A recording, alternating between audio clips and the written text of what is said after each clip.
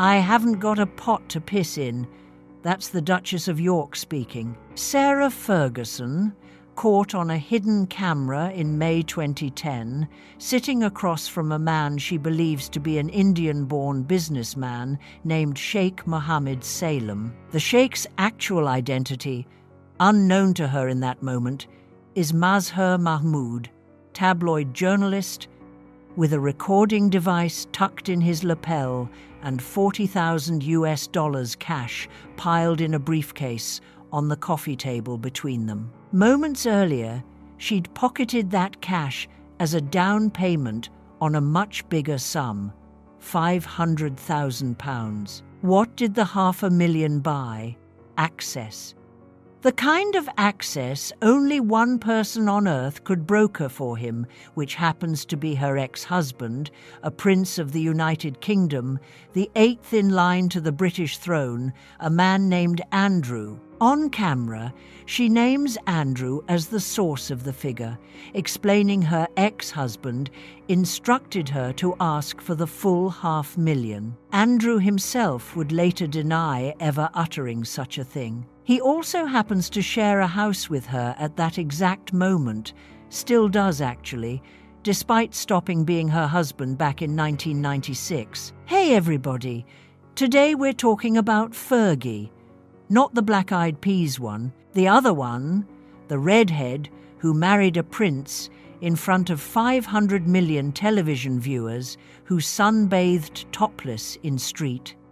Tropez, while a photographer crouched in the bushes outside her villa, who befriended Jeffrey Epstein, who sued the journalist who exposed her years after weeping on Oprah's couch about how sorry she felt, who lived for 2 decades with the husband she divorced inside a 30-room mansion next door to Windsor Castle, and who somehow, after all of that, still tries to sell you cartoons about a farm. Her name is Sarah Margaret Ferguson, and the British tabloids have been calling her Freebie Fergie since approximately the day she got engaged in 1986. You're probably wondering how one person racks up that many scandals and keeps going.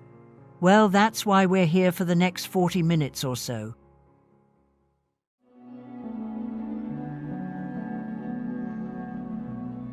She enters the world on October 15, 1959, in a hospital in Marylebone, London. Her father, Major Ronald Ferguson, holds a job most people don't carry on their resume.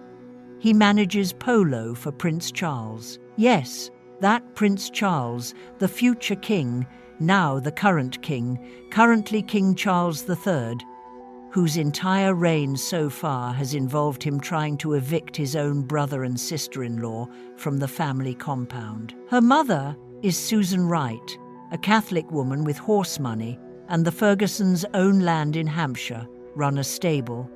Carry a surname that opens doors in the very particular slice of upper-class English society where everybody knows everybody and your last name functions as your business card. When Sarah turns 13, her mother runs off with an Argentine polo player named Hector Barrantes, packs up the whole life, moves to Buenos Aires, and marries the polo player by the end of the year. Susan and the 2 daughters get left behind with the Major in the grand old house in Hampshire. The Major drinks. The Major remarries. The girls grow up inside a home that carries, in Sarah's later telling, a certain quiet sadness to it. The press would later paint her as a vulgar party girl who lucked into a royal marriage, forgetting that before any of that, she existed as a teenager whose mother had abandoned her for South America. Berkshire boarding school comes next, a place called Hurst Lodge,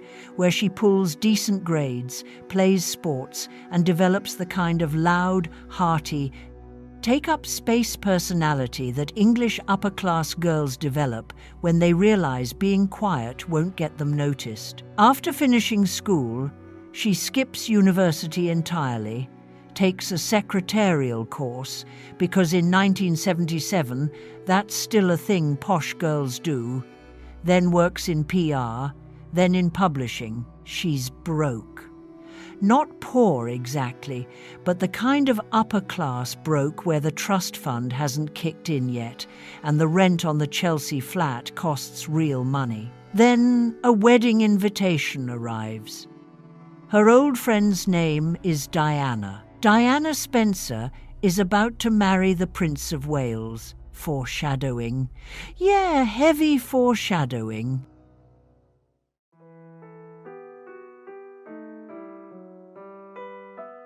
Diana and Sarah have known each other since girlhood, distantly related the way all upper-class English families are distantly related, and after Diana becomes Princess of Wales in 1981, she does what any best friend would do.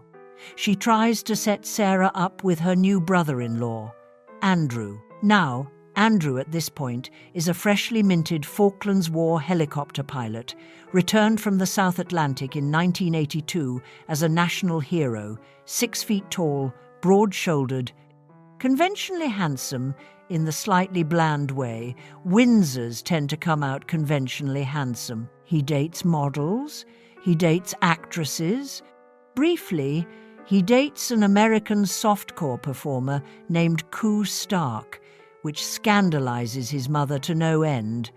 And by 1985, at the age of 25, he's frankly looking for a wife. The meet-cute happens at Royal Ascot in June 1985, where the Queen seats Sarah and Andrew next to each other on purpose. They hit it off instantly. Where Andrew comes across reserved and stiff, Sarah erupts loud and warm, eating chocolate profiteroles and cackling at her own jokes. Andrew, who has spent his entire adult life being polite at dinner parties full of duchesses, finds her hilarious. By March 1986, they're engaged. On July 23, 1986, they walk down the aisle at Westminster Abbey while 500 million people watch on television in 100 different countries. Sarah's dress carries 20,000 sequins and a 17-foot train. The Queen elevates Andrew to Duke of York. Sarah becomes Her Royal Highness the Duchess of York, and they receive a wedding present from Mum, a £30 million estate in Berkshire called Sunninghill Park, which the newlyweds promptly nickname South York because it resembles a Texan ranch, and Sarah finds that hilarious. You'd think this counted as the happy part of the story. Well, it did. For about 18 months. By 1987, Andrew returns to sea. He still serves in the Navy, which means assignments and helicopter squadrons keep him away from home for months at a stretch.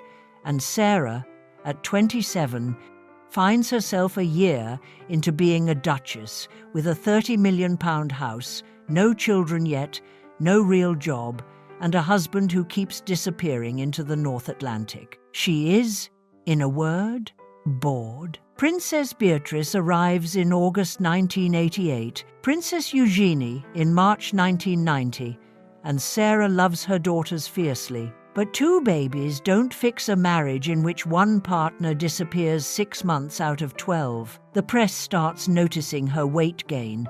The press dubs her the Duchess of Pork. A newspaper publishes an article ranking Sarah against Diana on attractiveness. Sarah comes in second by a landslide, and the mockery turns toward her clothes, her hair, her teeth, her American friends. Her Texan friends, her loud laugh, her riding pants, her ski trips. The palace, by most accounts, grows tired. By early 1992, the prince and the duchess have been quietly separated for months.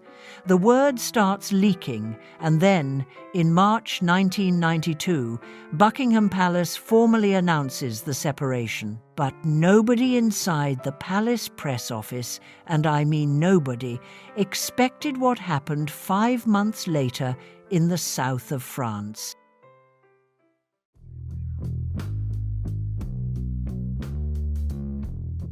I'm going to phrase this carefully, because the man involved has spent 33 years on the record arguing that the tabloids invented the story. Here are the facts as we know them.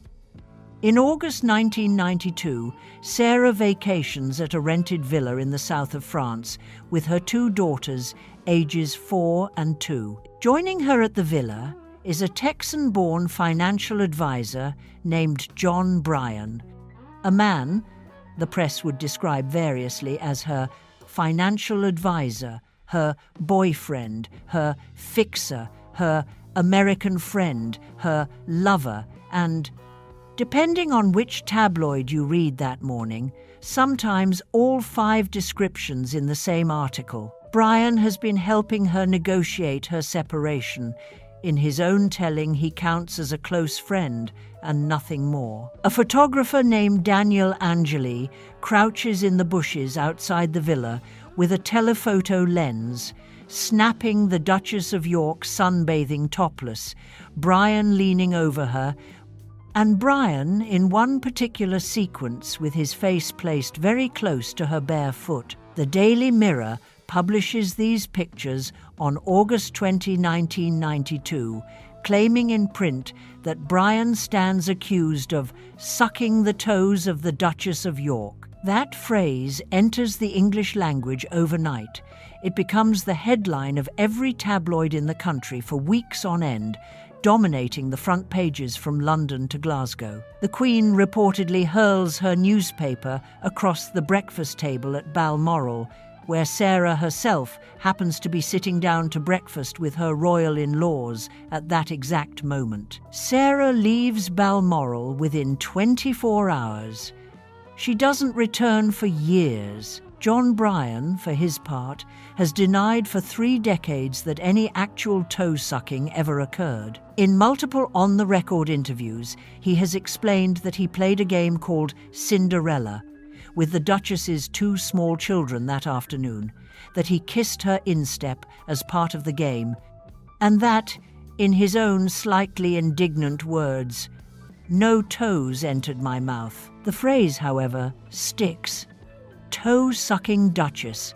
Fergie's toes. Stand-up comedians milk the joke for the next 20 years and counting.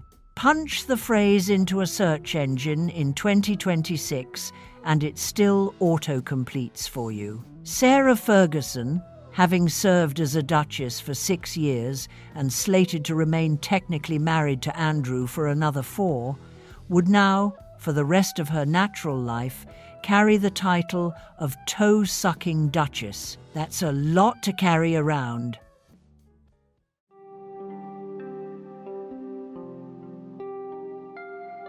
The divorce comes through on May 30, 1996, and Andrew and Sarah become legally and financially separated, though, as you'll see, only on paper. So, how much did she actually pocket? The palace has never officially confirmed any figure to the public. Sarah, in interviews stretching across 30 years, has consistently claimed she received a settlement of around £15,000 a year. 15,000! For a divorced duchess from the second son of the Queen of England. She has told this story to anyone who'll listen, including Oprah, including magazines, including podcasts. In 2010, however, the Sunday Telegraph reported, citing senior royal sources who clearly wanted the actual numbers in print, that the real divorce settlement ran somewhat more generously than the public version. According to the newspaper, Sarah received a £500,000 payout for a house, a £1.4 million trust fund for her 2 daughters, and another £350,000 in straight cash on top. Over £2 million, not £15,000 a year, in 1996 money, which buys you roughly the same thing as £4.5 million in 2026. So which version holds water? The palace stays silent. Sarah tells one story, the press prints another, and the two have never reconciled. What we know for certain That same year, she signs a publishing deal for her autobiography, My Story, with an advance widely reported at £2.2 million. The book becomes a bestseller, followed by a series of children's books about a character named Budgie the Little Helicopter, which she'd been writing during the marriage. American daytime television opens its arms to her. She does interviews. She films Weight Watchers commercials, famously, in a campaign that runs for years and reportedly pays her several $1 million across the life of the deal. By 1998, she has become a one-woman PR machine. The royal family no longer claims her. She skips Christmas at Sandringham, and she gets left off the guest lists for most royal weddings. She is, however, doing very, very well for someone who publicly claims to live on £15,000 a year. She also doesn't move out of Sunninghill Park. She continues living there with Andrew, raising their daughters together under the same roof.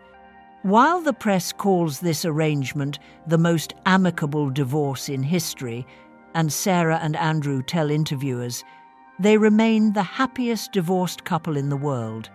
Yeah, very strange. By the year 2000, she has paid off her reported £4 million debt from the early years, bought a place in New York, and launched what would become a relentless string of business ventures stretching across 2 decades. There was a tea company. There was an organic skincare line called Ginger and Moss. There was a wellness app. There was a children's book series, partnerships with various American daytime hosts, a stint as a guest co-host on The View, a deal with a Chinese television network that collapsed, a deal with an Indian production company that also collapsed, and at one point, a romance novel. She is, in every visible way, thriving.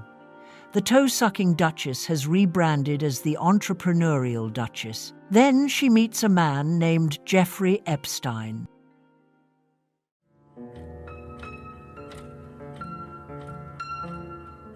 Sometime in the early 2000s, Sarah gets introduced to a financier named Jeffrey Epstein. The relationship plays out like this. Sarah is broke or in financial trouble, and she owes money to a former private assistant named Johnny O'Sullivan to the tune of £15,000. Jeffrey Epstein steps in and pays the debt for her, just covers it, done. She would later insist she didn't know who he really was, claim no awareness of the federal investigation that had opened in Palm Beach, Florida in 2005, and spin a great many different versions of events, depending on the interviewer and the year. What we know for certain happened on July 18, 2006. Sarah hosts the 18th birthday party of her elder daughter Beatrice, an enormous affair held at Windsor Castle, with the Queen on the guest list, Prince Philip on the guest list, Charles, Camilla, and most of the British royal family in attendance. Also on that guest list, Ghislaine Maxwell. Also there, Jeffrey Epstein. The Palm Beach police investigation into Epstein has been underway for over a year by that point. The FBI is involved. Newspapers in Florida have been reporting on him, and anyone with a search bar could read about the allegations within 30 seconds. Yet on the 18th birthday of Princess Beatrice, in 2006, at the actual castle where the Queen of England lives, Jeffrey Epstein and Ghislaine Maxwell appeared on the guest list and walked through the door without anyone stopping them. Sarah would later claim she didn't approve the guest list, pointing the finger at Prince Andrew instead. Andrew, who flew on Epstein's private jet. Andrew, who stayed at Epstein's Manhattan townhouse. Andrew, who would 15 years later sit for a televised BBC interview about his Epstein association so catastrophically disastrous, it ended his public royal career in a single 45-minute conversation. But that's another video for another day. For Sarah, the Epstein connection becomes, in a word, expensive. In March 2011, the Evening Standard publishes an interview in which she condemns Epstein in the strongest possible terms, telling the paper, "I abhor paedophilia and any sexual abuse of children, and know that this was a gigantic error of judgment on my behalf." She promises to repay the £15,000. She promises to have nothing further to do with him ever again. The word abhor jumps off the page. Epstein gets arrested in 2019, dies in a Manhattan jail cell that August, officially by taking his own life, which not a single person in the English-speaking world entirely believes. Court documents start getting unsealed in batches, emails start getting leaked to journalists, and private correspondence becomes public for the first time. One of those leaked emails comes from Sarah Ferguson to Jeffrey Epstein. The date falls shortly after her public condemnation in the Evening Standard. The contents don't match what you'd expect from someone who had used the word abhor in print weeks earlier. In that email, Sarah calls Epstein her steadfast, generous, and supreme friend. Her spokesperson, James Henderson, would later try to explain this contradiction to the British press by claiming that Epstein had phoned her after the Evening Standard piece ran. According to Henderson, Epstein threatened to destroy her in what Henderson described, on the record, in a quote that ran in actual British newspapers as a Hannibal Lecter-type voice. I'm reading that exactly as her own publicist phrased it to real journalists in real newspapers in the actual year 2011. The fallout follows immediately. The Teenage Cancer Trust, which had counted Sarah as a patron for over 30 years and for which she had genuinely worked hard during that time, severs ties permanently. Other charities follow within weeks. The royal family, which had already kept her at a polite arm's length for 15 years, pulls back further. Andrew stays loyal throughout.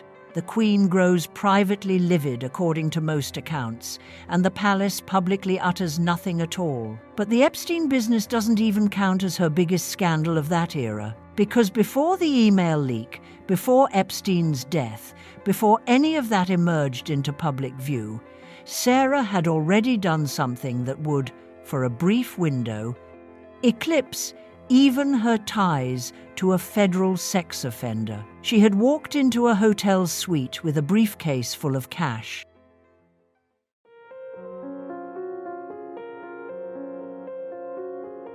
His name, on the business card he hands her, reads Sheikh Mohammed Salem. He tells her he is an Indian-born businessman with major interests across the Gulf and South Asia, that he wants to do business in the United Kingdom, that he's willing to pay handsomely for the right introductions to the right people. The hotel suite he has reserved sits in the Mayfair.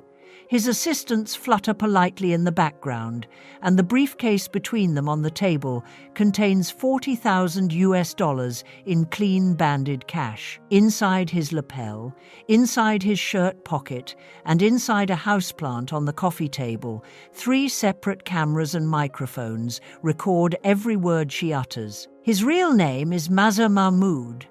At the time, he counts as the most famous undercover reporter in the United Kingdom, the man the British tabloids called the fake sheikh, and he has run these stings for the news of the world for over a decade by 2010. Sports stars, celebrities, members of parliament and various minor royals have all been brought down by his work in previous years. Sarah Ferguson, walking into that suite in May 2010, has no idea who he really is. She sits down. Charming dinner guest, by every account, not nervous in the slightest. The sheikh pitches the deal. He wants a one-on-one meeting with Prince Andrew, who at the time serves as the United Kingdom's special representative for international trade and investment, a role granting him personal access to government ministers and trade delegations worldwide. In exchange for setting up that meeting, the sheikh will pay her £500,000. Sarah's response lands on camera, perfectly preserved. "That opens up everything you would ever wish for," she explains, leaning forward. "And I can open any door you want. And I will." She accepts a $40,000 down payment on the spot. On camera, in a relaxed tone, she drops the line about how she hasn't got a pot to piss in, and she calls the £500,000 a lick of the spoon, which I think she meant as a charming British colloquialism, but which, in context, lands approximately as charming as it reads. She tells the sheikh on camera, in plain English, that Andrew had come up with the £500,000 figure himself. Andrew said to me, "Tell him £500,000. Andrew, when the story breaks, denies knowing anything about it at all. He's at a state dinner in Paris when the news breaks back home. His staff brings him the newspaper at the table. By every account I've read, Andrew turns pale and utters nothing for the rest of the evening. The News of the World publishes the full video, the full transcript, and the full photographs on May 23, 2010. By the next morning, every newspaper in the United Kingdom carries the story on its front page in 80-point type. And by the next afternoon, Sarah has issued a statement calling her own conduct a serious lapse in judgment. Within a week, she boards a plane to America for an interview with Oprah Winfrey. The Oprah interview airs in June 2010, and Sarah cries on cue, apologizes through tears, explains she'd been drinking, and pleads that she'd never, ever do something like this if she were sober. She needs help, she tells Oprah, and Oprah, professional that she is, lets her cry, asks the questions, and gives her the airtime to make her case. By Sarah's telling, she has hit rock bottom and is finding her way back to the light. It's a hell of a performance! Then, 6 years later, in November 2016, she sues the journalists who exposed her. Her court filings claim the sting played out unfairly, that she'd been tricked, that the journalists used illegal methods to obtain the footage, and she explicitly names 2 cartoon production deals she insists the scandal ruined. The cartoons go by the names Sophie on Safari and Fergie's Farm. I'm not inventing those titles, by the way. Those count as the real names of the cartoon shows whose loss she sues for in a London courtroom in 2016. She also claims in court that the sting cost her a £90 million private equity deal. The lawyers for the News Group newspapers request documentation of this deal. The documentation never materializes. The judge raises an eyebrow, and the case eventually settles quietly, with nobody discussing the terms or how much, if anything, changed hands. Mazhar Mahmood himself, the journalist, has by this point been convicted in a separate criminal case for perverting the course of justice in a different sting, and Sarah's lawyers exploit that fact relentlessly. Whether her own case carried any merit beyond that procedural angle, the public never learns. But the optics tell their own story. 6 years after weeping on Oprah's couch about her serious lapse in judgment, Sarah Ferguson stood in a London courtroom arguing she had been wronged by the people who recorded her pocketing $40,000 in cash to sell access to a British prince. Geez, dude!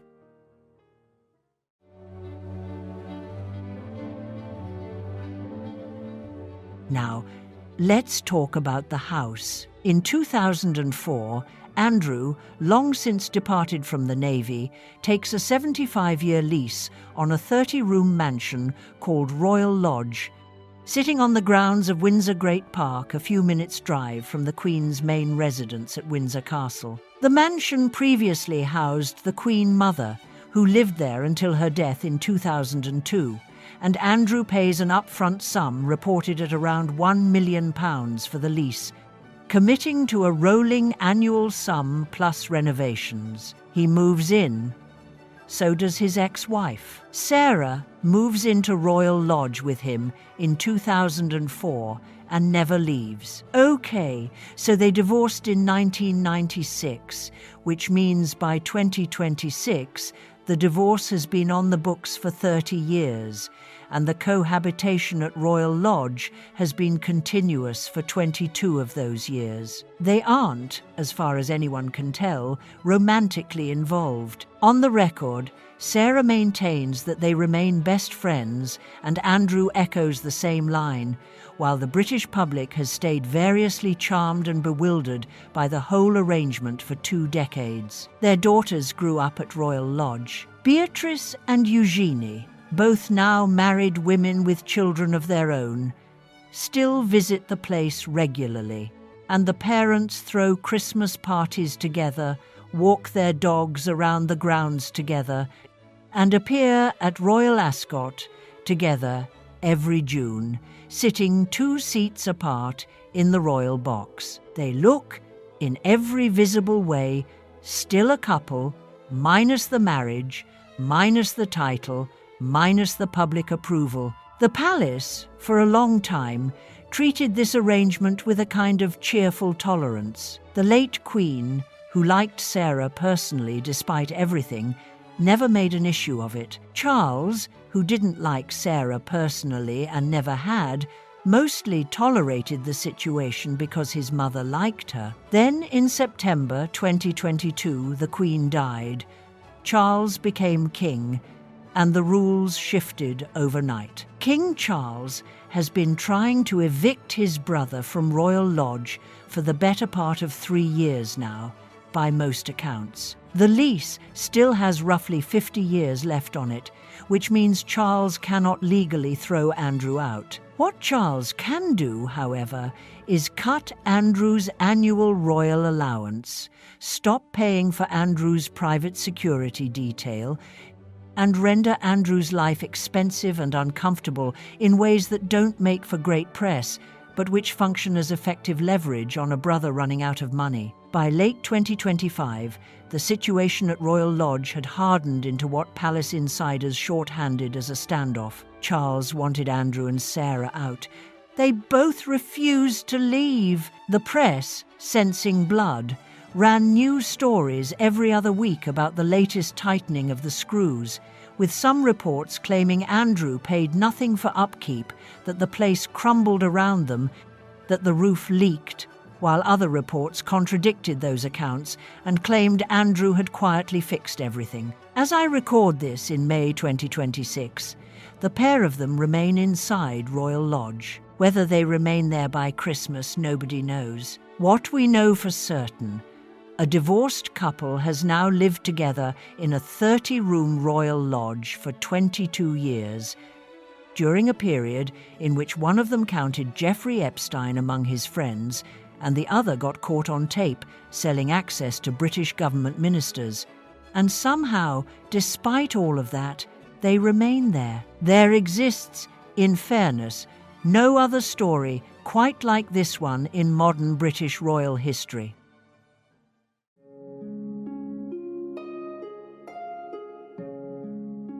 While all of this unfolded in the press, Sarah, in her own telling, worked very hard. In 2015, she becomes a director of a company called Gate Ventures, a theatre investment firm with offices in London and Beijing, which invests in West End shows and carries big plans for a stage musical based on the Tom Hanks film Big. The company also, it turns out, runs some interesting accounting practices, which would eventually become a problem for everyone involved. In March 2020, High Court documents enter the public record showing that Gate Ventures had transferred what the judge called unexplained loans to its director, Sarah, the Duchess of York. The amounts come in disturbingly specific. The judge reads them out one at a time in open court, while the press scribbles in their notebooks like the courthouse Christmas had arrived early. £287,577 to her personally, £232,003 to her brand Ginger and Moss. £500,000, give or take, sloshing from a publicly traded theatre investment firm into the personal accounts and side ventures of one of its directors. The company collapsed shortly afterward in spectacular fashion. The press feasted, and Sarah, when asked, insisted she had repaid all amounts owed. The matter eventually settled without a criminal finding against her, but the court documents remain public, the numbers remain real, and the pattern continued. A long pattern across her entire financial life of money flowing in and money flowing out, and nobody ever quite agreeing on what counted as earned versus given versus borrowed versus due back. Other deals filled the years. The Weight Watchers contract dragged on profitably. A personal investment in a small cosmetics company called Brands Alive came and went. A long string of partnerships with American daytime networks paid her well into the late 2000s before drying up. An aborted attempt to launch a clothing line in Asia made headlines and then disappeared without product. The cartoon business never quite went away. Budgie the Little Helicopter in the 1980s, and then later, after the 2010 Sting, the various other animated children's projects she would sue tabloids over for ruining. Add it all up, and what emerges is 40 years of relentless commercial activity by a woman the British press has been mocking as a grifter since 1986. Was she a grifter? I don't know. Maybe. She functioned, at the very least, as a hustler. Somebody who rose every morning and tried to monetize the fact that she had once been married to a prince. Sometimes the deals worked.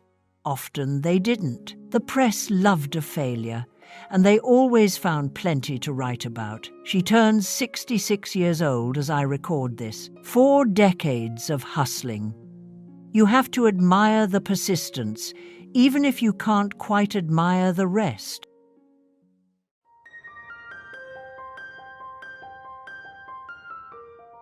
In the summer of 2023, Sarah received a diagnosis of breast cancer. She went public with the diagnosis quickly, underwent a mastectomy, and recovered after the doctors caught it early. The interviews afterward focused on the importance of women getting screened, and she used her platform, such as it remained by 2023, to talk about women's health and early detection in plain English. By all accounts, she handled the diagnosis with grace and a sense of humour, and the response from the British public, which had stayed mostly cold to her for over a decade, warmed for a moment. Then in January 2024, 6 months later, came a second diagnosis: malignant melanoma, a second cancer unrelated to the first. 2 cancers in 8 months at age 64. For anyone, regardless of fame or wealth or scandal, that counts as a brutal stretch of life. For someone whose entire adult existence had played out across the British tabloids, the public response came in complicated.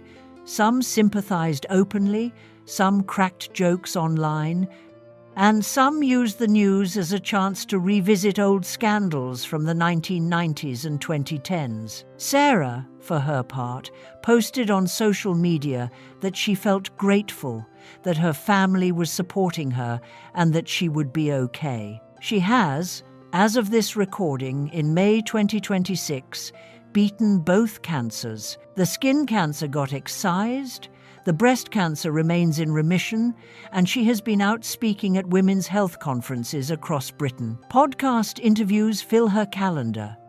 At 66, she does the same thing she has always done, which is to keep going, to keep talking, to keep telling her version of her own story to anyone who'll listen. Beatrice and Eugenie, both now adult women with families of their own, remain publicly devoted to her. Beatrice has 2 children, Eugenie has 2 children, and Sarah holds the title of grandmother 4 times over, with grandchildren who, by every account, adore her. Whatever else you make of the woman, her own children remain unambiguously in her corner, which is more than several other former royals can say about their own families. Thanks for watching, everybody. Sources for this video appear in the description below, including contemporary court filings, broadsheet reporting from the 1990s onward, and the verified court transcripts of the 2010 News of the World sting. The Mazhar Mahmood quotes, "All live on tape. The Supreme Friend email lives in unsealed Epstein-related correspondence, and the £15,000 a year versus £2 million divorce settlement remains. To this day, he said palace source said, situation that nobody at Buckingham Palace will ever clarify on the record for as long as Charles wears the crown." If you've got a royal you want me to cover next, drop a name in the comments below. I'm taking suggestions. I've done Grace Kelly. Lord Mountbatten sits in the queue, and Kaiser Wilhelm's children stacked up behind that one. But tell me, which one should I cover next? See you in the next one.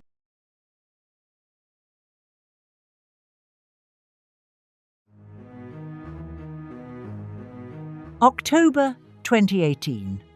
Princess Eugenie marries at Windsor, and after the ceremony, the photographer herds the family into the green drawing room for the official portraits.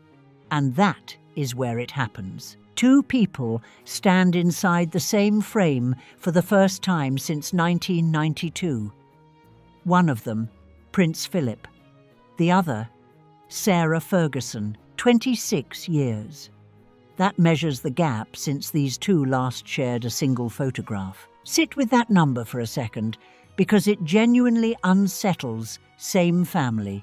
Same Windsor estate, where both spent huge chunks of the year. Grandfather-in-law on one side, the mother of his two granddaughters on the other. For a quarter of a century, the royal household ran a quiet, daily, almost military operation across the grounds of Windsor toward one purpose only: keeping the Duke of Edinburgh from ever laying eyes on her. Most people, when they fall out with an in-law, handle it the boring way. A cold Christmas, a clipped hello over the gravy.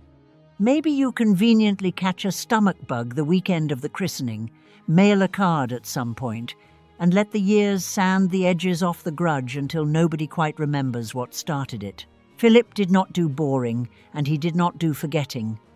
He drew a line through Sarah Ferguson's name and kept it sharp and uncrossed until the day he died, almost 3 decades on. So the obvious question, the one you clicked on this video to hear answered, comes out simple. What on earth did she do? What does a person pull off to earn a freeze-out this total from a man who spent 70 years married to her aunt by marriage, sat through every family scandal going, and still found room in his life for almost everyone? Stay with me, because the answer turns messier, colder, and weirdly more brutal than the tabloid version you have been sold.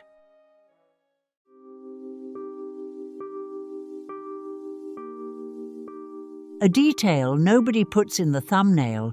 At the start, Philip liked her. He really did. Rewind to 1985.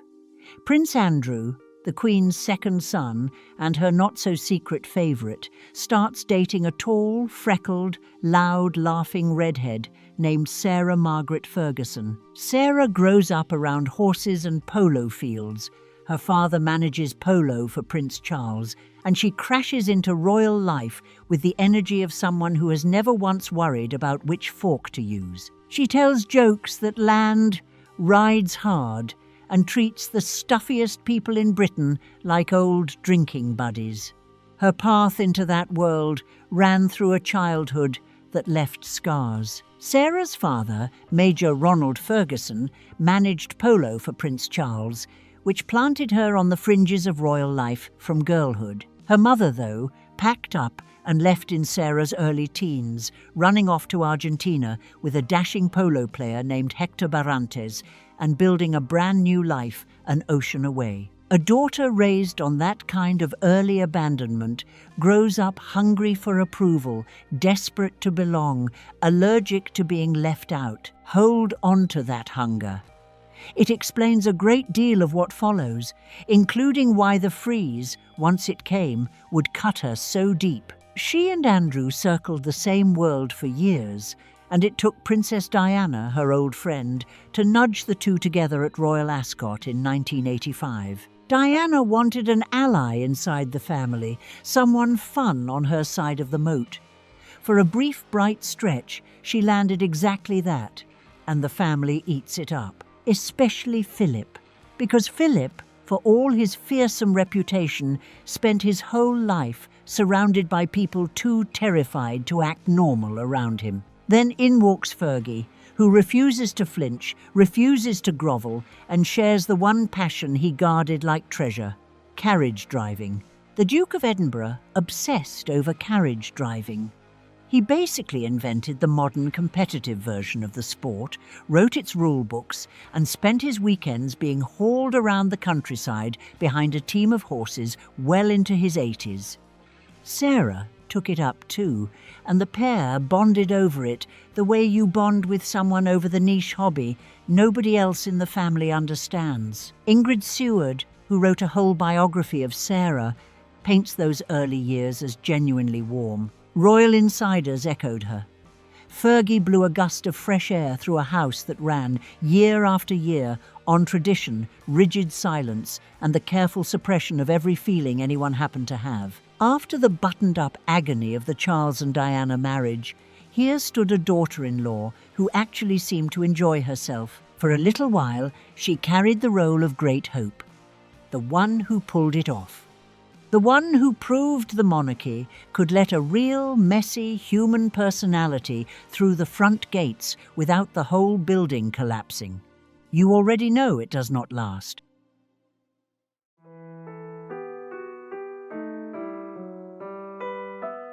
Before we watch the whole thing fall apart, you need to meet the man holding the eraser, because the freeze only makes sense once you grasp what the crown meant to Philip and where that devotion came from. A second irony nobody mentions in the tow photo retellings: Prince Philip, the great unbending guardian of royal dignity, opened his own life as a penniless, stateless refugee with no country to call his own. He entered the world in 1921 on a dining table on the Greek island of Corfu, a prince of Greece and Denmark by blood and not much else in practice. Barely a year and a half old, he watched a revolution chase his family out of Greece, and the legend holds that the British Navy spirited the infant prince to safety in a cot fashioned from an old fruit crate. His childhood afterward turned scattered and rootless. Inside a sanatorium, his mother, Princess Alice, spent years wrestling a breakdown and a diagnosis of schizophrenia. His father drifted off to the south of France to live quietly with a mistress. Sisters married off into German aristocracy, some of it later tangled with the Nazi regime, while young Philip bounced between relatives across Europe with no fixed home, no fortune, and no nation that claimed him. So when a freckled, broke young woman married into the most secure family in Britain and then traded on it to survive, Philip recognized the shape of it. He lived a harder version himself. He knew exactly how it felt to stand at the gates of a grand institution with empty pockets. The difference lies in what each of them did once inside. Philip burned the boats behind him. He renounced his Greek and Danish titles, took British citizenship, walked away from a naval career the men around him swore would reach the very top, and signed himself over to a lifetime of pacing 3 steps behind his wife, with no power of his own and no salary worth the name. More than 22,000 engagements followed. Decade after decade, all of it poured into an institution he treated as something close to holy. He forged the deprivation of his youth into a code of total sacrifice. Sarah, handed the same golden door, drew the opposite conclusion. When her money ran out, she sold what she owned. To a man who surrendered everything and demanded nothing, her choice carried no whiff of survival. It carried the stink of betrayal, a sellout of the only thing he held sacred. He could never forgive her for failing the test he passed.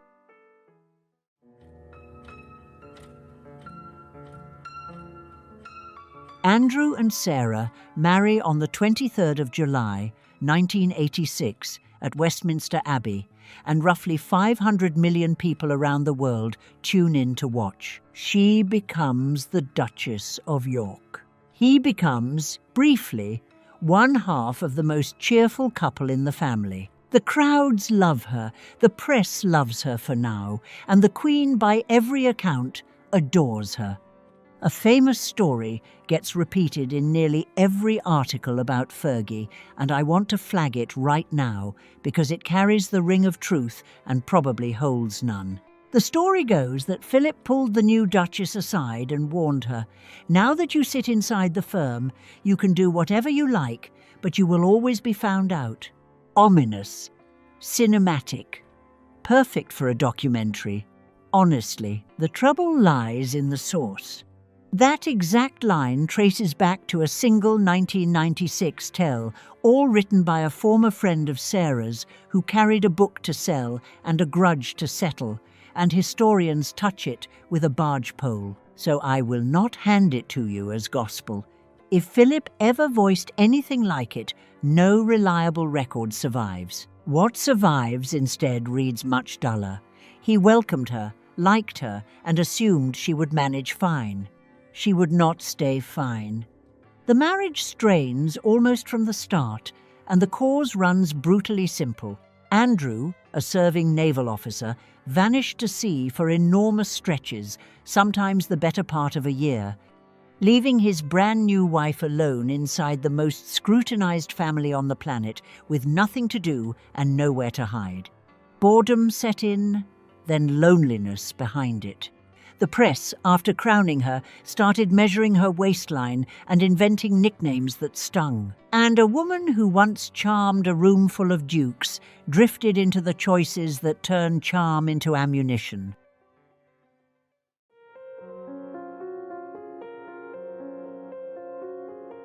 To understand why one set of photographs detonated the way it did, you need the backdrop of what kind of year 1992 already turned into inside the palace. The Queen herself later branded it her annus horribilis, her horrible year, and she chose the word carefully. Sarah's own marriage crumbled quietly well before any camera delivered the killing blow. Early in 1992, a stack of holiday photographs surfaced, showing her relaxed and far too cozy with a Texan oil heir named Steve Wyatt, the kind of pictures a married duchess very much does not want loose in the world. Someone reportedly left the images behind in a London flat where a cleaner stumbled onto them, the sort of detail no scriptwriter would dare invent. By March, Andrew and Sarah confirmed their formal separation. On paper, the marriage collapsed months before summer even arrived. June 1992. Andrew Morton publishes Diana, her true story, and the book lands like a grenade rolled under the throne. It reveals, with a level of detail nobody can explain away, that Princess Diana lives miserable, that the Charles marriage lies in ruins, that she has fought her own mental health and self-harm, and that the fairy tale the public swallowed in 1981 curdled into a lie from the altar. The whole country reels. The palace, an institution built on the iron rule of never airing your laundry, suddenly flaps its dirtiest sheets on every front page in the world. And nobody yet knows the worst part. Diana herself secretly cooperated with the book. The monarchy bleeds, the press smells blood, and every reporter in Britain now hunts the next royal humiliation. Guess who hands it to them? 2 months. That gap separates Morton's book from what came next. 2 months after the institution swallowed the worst public beating of its modern life, while the family gathered at Balmoral in Scotland to ride out the storm, a fresh batch of photographs surfaced. They did not merely embarrass the crown, they finished a job.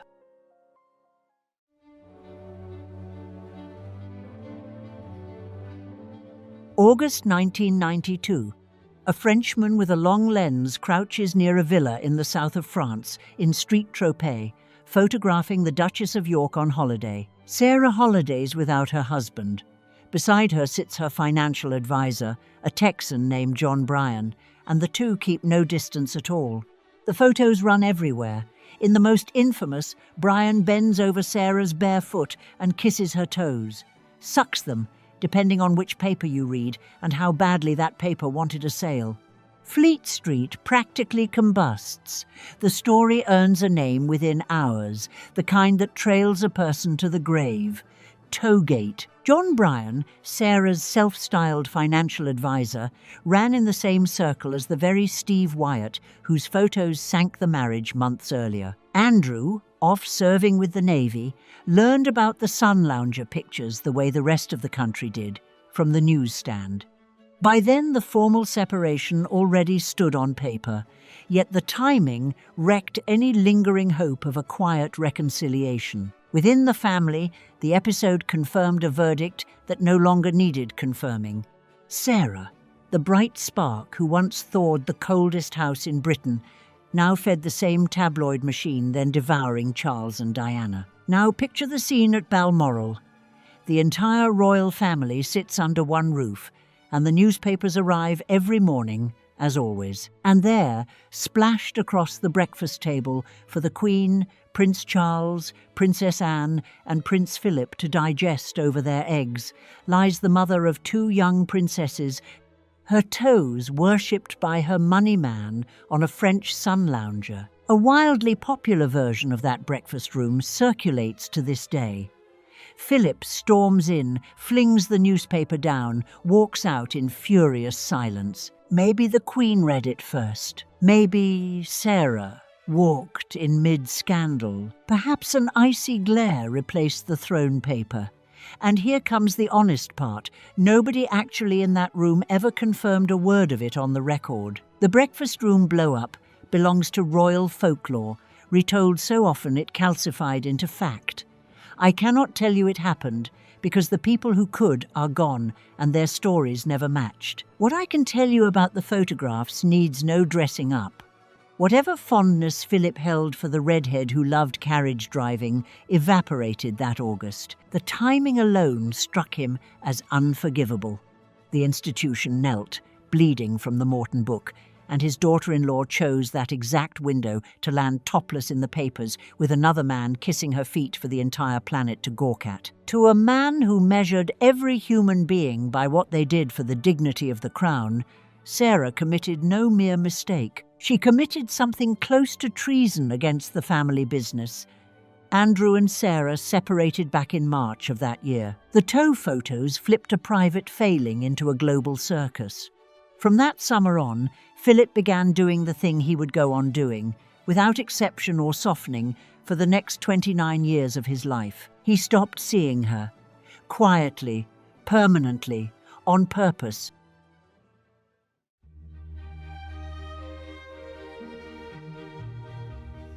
People expected fireworks from Philip. They pictured the famously sharp-tongued Duke unloading on her in person, firing off one of those brutal Edinburgh one-liners he kept ready for fools, waging some kind of open war. He chose none of it, and what he chose instead chilled the room far more. He simply erased her from his world. The divorce between Andrew and Sarah, finalized in May 1996 on remarkably generous terms, and the two of them stayed, against all reason and most royal precedent, the best of friends. They kept living near each other and raised their daughters as a team. Andrew, by every account, never stopped loving her, and plenty of people expected the two to remarry one day. Inside that strange, friendly post-divorce arrangement, almost everyone in the family found a way to keep dealing with Fergie. Except one man. Philip imposed a rule and held to it with the discipline of the naval officer he trained as. He would not occupy the same room as Sarah Ferguson. Not for dinners, not for parties, not for the casual family gatherings that crowd a royal calendar. If she came, he left. If he stayed, she stayed away. No shouting match triggered it, no single confrontation sealed it. A door closed, and stayed closed. The contrast with his wife sharpened the freeze. Queen Elizabeth, free to follow her husband's lead and cut Sarah off entirely, did the reverse. She kept inviting her former daughter-in-law for tea, stayed fond of her, held Sarah inside the wider family orbit, scandals and all. None of this showed the family closing ranks against an outsider. It came down to one man drawing one private line, while the most powerful woman in the entire country carried right on pouring her cups of Earl Grey. Years later, Philip's friend and biographer, Giles Brandreth, sat down with him and asked in effect, why?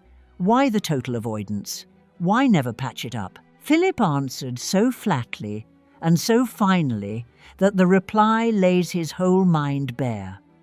He did not see Sarah, he explained, because he saw no point, no rage in it, no grief, no score to settle, just a man who quietly judged a person not worth his time and felt no urge to dress it up. Brandreth came away certain that Philip filed her conduct, in the old phrase, beyond the pale, and would never revisit the verdict for the rest of his days. The granddaughters always found the door open. Their mother never would. Silence did Philip's work for him. He lived by the creed the royals wear like armour, never complain, never explain, and against Sarah he wielded it to the hilt. No rebuke reached the press. No briefing leaked against her. Denying her, his presence formed the whole of it, and in a family where presence equals approval, that withdrawal landed harder than any insult. Other relatives might rage and reconcile within a season. Philip neither raged nor reconciled. He closed an account and refused, for the rest of his life, to reopen it. What makes the freeze stranger still? How much that family forgave in everyone else.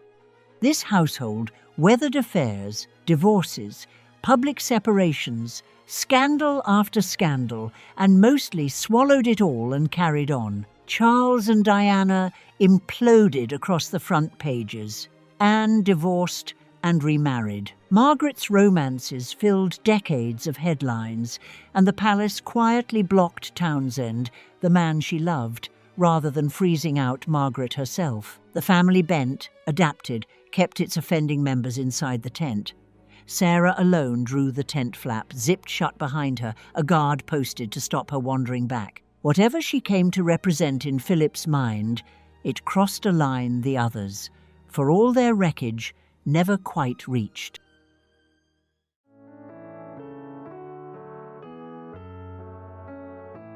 Here, the freeze stopped being a feeling and turned into pure logistics, one of the strangest arrangements in modern royal life. In 2008, Sarah moved into Royal Lodge, a 30-room mansion on the Windsor estate, settling in beside her ex-husband, Prince Andrew, in that unbothered post-divorce. Still, basically, a couple way that defined the two of them. So far, so weird, but fine. Except Philip spent serious time of his own at Windsor. You can already spot the problem. Two people who spent over a decade ensuring their paths never crossed now technically shared the same patch of royal real estate. So the royal staff inherited a job that sounds invented and yet ran entirely real, choreographing the daily movements of an elderly prince and a divorced duchess, so the two never rounded the same corner at the same moment. Picture the practical reality. Somebody tracked where Sarah would be, somebody tracked where Philip would be, and somebody compared the two and adjusted every single day, for years. So a man in his late 80s and the mother of his granddaughters could share an estate the size of a small town without ever once breathing the same air. Royal correspondents who covered the household, Richard Kay of the Daily Mail among them, described exactly this kind of careful, invisible management humming behind the high walls of Windsor. It worked too. Year after year, the system held. 2 human beings, 1 estate, 0 encounters. If you ever wanted proof that the freeze-out formed a fixed, load-bearing part of family life rather than a passing mood, here it sits. Nobody hoped the two would avoid each other. They engineered a machine to guarantee it.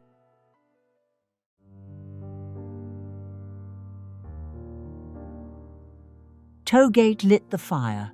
The reason Philip never let the embers cool reached deeper into something that cut against the entire code he organized his life around. Sarah climbed out of the divorce buried in debt, by some accounts more than £4 million deep at the worst of it, the kind of hole no apology or quiet retreat could ever fill. To climb out, she did the unthinkable by the standards of the man in question. She monetized herself, a paid spokesperson for Weight Watchers in America, beaming on television about points and portions for a contract that reportedly ran into 7 figures. Memoirs and children's books followed. She licensed her name, sold interviews, took commercial deals trading, one way or another, on the bare fact of once being royal. To most of us, this spells simple survival, a woman doing what the bills demanded. Bills are bills. Nobody covered her rent. To Philip, it reeked of sacrilege. Understand the man, and you see why it cut so deep. Prince Philip surrendered his naval career, his name, his nationality, his entire independent future, to walk 3 paces behind his wife for 70 years and ask nothing back. He performed more than 20,000 official engagements across his lifetime, unpaid, for an institution he believed in like a religion. Duty, to him, meant you serve the crown and never, ever cash in on it. Royalty meant responsibility, not a brand. And here stood Sarah, to his eyes, committing the one act he found genuinely vulgar, turning the magic of the monarchy into a revenue stream. Every Weight Watchers ad, every paid appearance, every chatty American talk show couch confirmed what he already believed. According to Brandreth, this ongoing commercial hustle, even more than the toes, hardened Philip's verdict into permanent stone. Beyond the pale, and she kept proving it. Not the scandal he could never forgive. Scandals roll through that family like the seasons. What he could never forgive, the sense that she seized the thing he devoted his whole life to and stuck a price tag on it.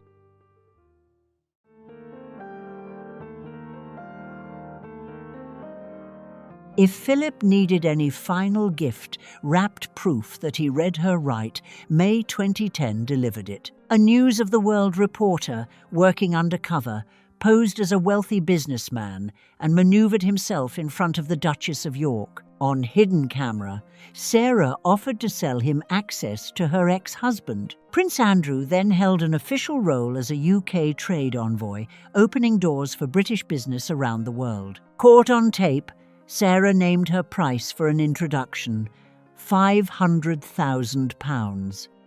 She pocketed $27,000 of it as a down payment in cash on film. The footage ran, and it devastated. There sits the Duchess of York on grainy hidden camera video, appearing to auction off the access of a working royal like a used car. She apologized afterward, blamed her finances, blamed a moment of madness, pleaded a terrible place in her life. Maybe every word held true. None of it unwound the tape. The reporter behind the sting, Mazza Mahmood, built a career on exactly this kind of undercover trap, and Sarah walked straight into it. The damage outlasted the headlines. Andrew clung to his trade envoy role only a while longer before stepping aside, and Sarah's name, already radioactive inside the palace, glowed a shade brighter. For a man who spent 18 years arranging his life around the certainty that she spelled trouble, the tape read like a memo he wrote himself. Philip never breathed a public word about it, because Philip never breathed a public word about her. Full stop. You need no quote to read the room, though. For 18 years he warned anyone who would listen, mostly through his actions, that this woman posed a liability to the family, and that his refusal to deal with her sprang from clear sight, not cruelty. The cash for access, Sting handed every courtier at the palace the same grim thought at once. He read it right. He read it right the whole time. Whatever lingering guilt anyone carried about the old man's hard line on Fergie, the hidden camera rinsed it away. The freeze-out stopped looking like a grudge. It looked like judgment.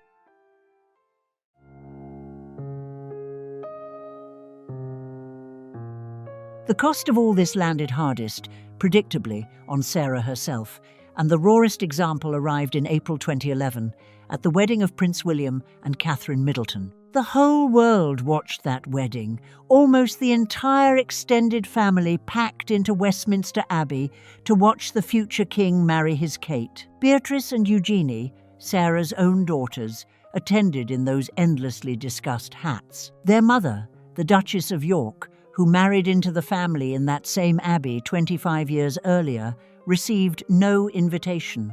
She watched it on television, alone, like the rest of the public. Sarah described that day a month later across from Oprah Winfrey, and she hid nothing of how deep it cut.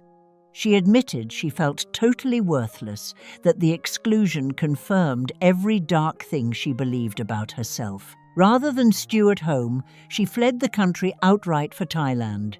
The most photographed family on earth threw the wedding of the decade, and the once beloved Fergie bolted to the far side of the planet to escape the silence of not being asked. Did the snub trace directly to Philip? Nobody can pin it on him alone, and a royal wedding guest list passes through many hands. Yet the exclusion did not float free of context. It happened inside an institution that, for 2 decades, took its cues on Sarah from the man at the very top, a man who left his position crystal clear. The freeze set the temperature for the whole house, and in April 2011 the Duchess of York felt exactly how cold it ran.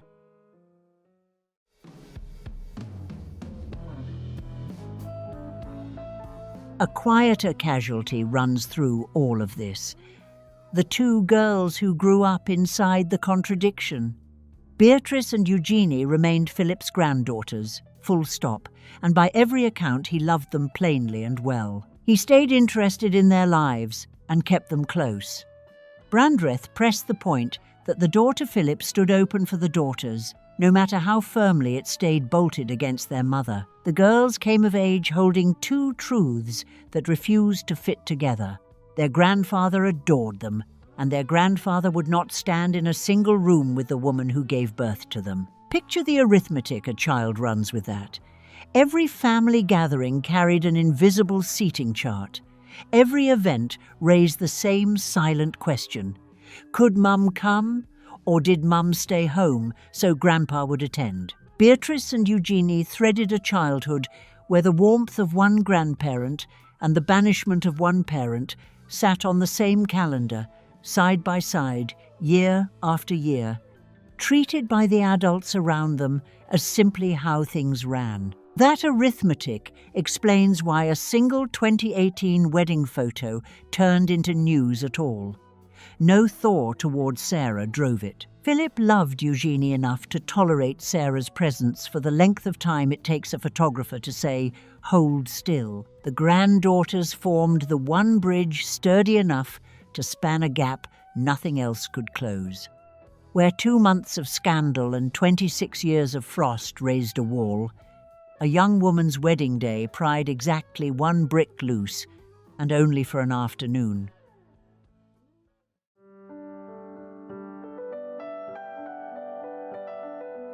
Back to where we started, October 2018, the Green Drawing Room at Windsor, Princess Eugenie's wedding. For one afternoon, the wall came down, not through forgiveness and not through some grand reconciliation behind the scenes, but because a grandfather does for his granddaughter what he refuses everyone else. Eugenie wanted her mother and her grandfather in the same family portrait on her wedding day, and Philip, 97 years old, showed up, stood there, and let it happen. 26 years after Toegate, the 2 of them filled the same photograph again.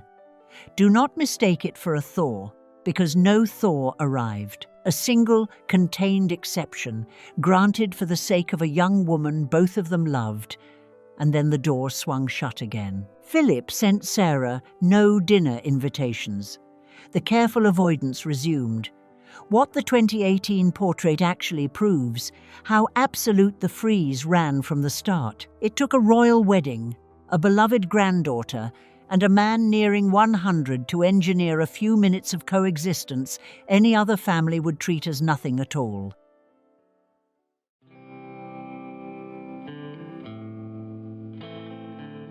Prince Philip died on the 9th of April 2021 at Windsor Castle, just 2 months short of the 100th birthday the whole country quietly expected him to reach. The funeral followed on the 17th of April at St George's Chapel. Sarah Ferguson did not attend.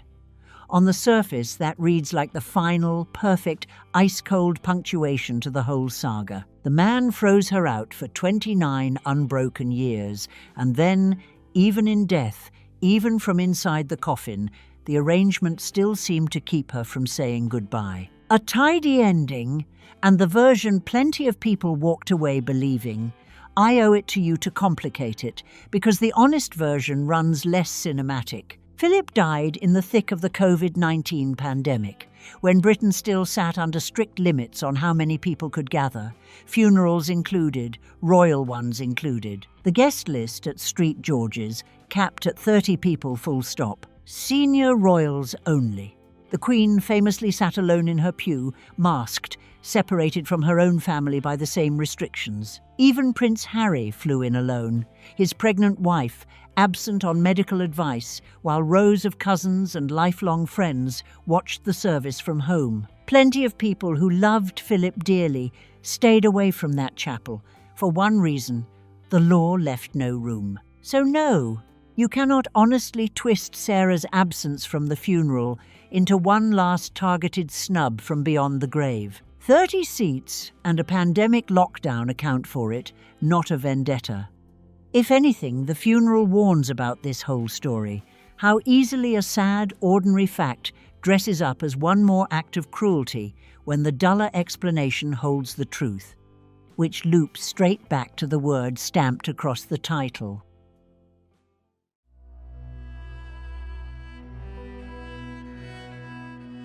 The title's word reads despised, and despised matches what everybody assumes because it delivers the easy, juicy, tabloid-ready emotion. A furious duke, a hurled newspaper, a simmering hatred carried for decades. Great story, mostly false. Hunt for evidence of hot, active hatred and you turn up empty. Philip never attacked Sarah in public, never aired a quote running her down. He never plotted against her, never schemed to ruin her, never aimed the famous Edinburgh tongue in her direction. The dramatic confrontations everyone repeats, the breakfast room paper throwing, the menacing first warning, dissolve the second you check the sourcing. No vendetta, no fireworks. What sat there instead might actually cut deeper. Philip did not despise Sarah Ferguson. He decided she did not matter. He looked at a woman who embarrassed the institution he loved, who then spent years selling pieces of it to stay afloat, who landed on a hidden camera auctioning off her ex-husband, and he reached a cold, surgical, final judgment. This person does not merit my time, and I will arrange my life to spend none of it on her. Then he carried out that judgment with a discipline lasting until his death. No drama, no mess, pure erasure. Hatred, at least, treats you as a worthy opponent. It grants you space in someone's head, a reaction, a foothold under the skin. Philip handed Sarah the opposite and gave her nothing. He never saw her because, in his own flat words, he saw no point. For a woman who walked into that family craving to be liked, who charmed every room she entered, who needed the warmth of belonging the way other people need air, that polite, bottomless indifference may have stung worse than any insult he could have hurled. And here lands the irony that closes the whole thing. The very quality that won Philip over at the start, Sarah's refusal to perform, her loud, unfiltered, money-troubled, headline-grabbing humanity, became the exact quality that lost him forever. He liked her because she refused to play the cardboard royal, and he erased her for that very same reason. She never changed. The price of that, with this particular man, ran to a quarter century of standing on the same estate, inside the same family, as someone he quietly wrote off as already gone. Years on, Sarah Ferguson outlived the frieze itself. She returned to Royal Lodge openly and held on to the family ties she could keep. The man who erased her, though, never relented while he drew breath. His verdict on her outlasted his marriage, his career, nearly his century of life, fixed in place from that August in 1992 to his final spring. Whatever you choose to call that, despising barely covers it. Discipline like that runs colder.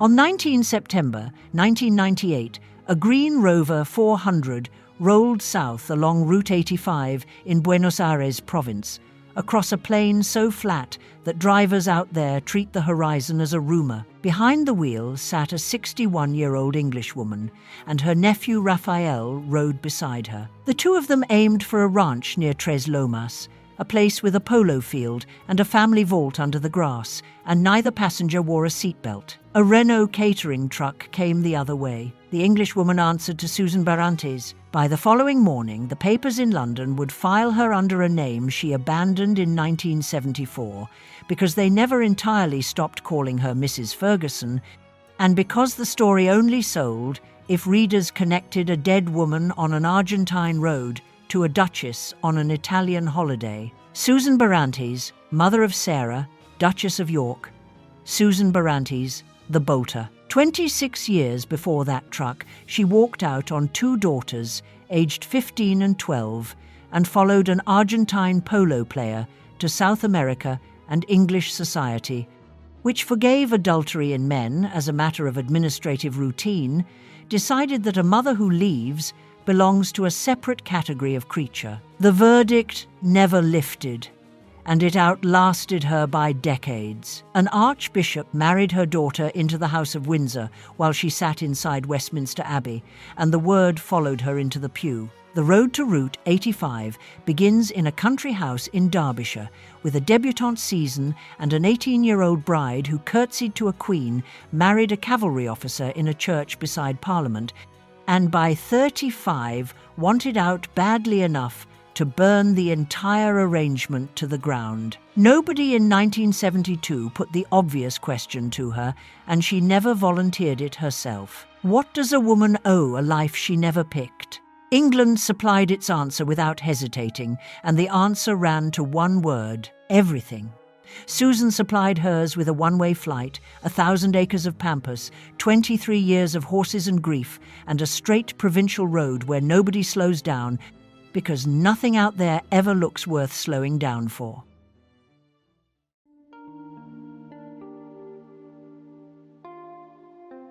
Susan Mary Wright arrived on the 2nd of June 1937 at Bramcote in Nottinghamshire, into the exact stratum of English life that manufactured women like her by the dozen and then punished them for wanting anything beyond the pattern. Her father, Fitzherbert Wright, ran estates and businesses and carried the residue of a commission in the 15th 19th King's Royal Hussars. Her mother, the Honourable Doreen Wingfield, descended from Mervyn Wingfield, 8th Viscount Powerscourt, whose Irish title attached to one of the grandest houses in County Wicklow. The family occupied Holbrook Hall in Derbyshire, and Susan came last of four. Holbrook Hall supplied the setting, and the setting supplied the script. Stables, a nursery, a mother who curtsied to viscounts, and a father who commanded a cavalry troop before he commanded a boardroom.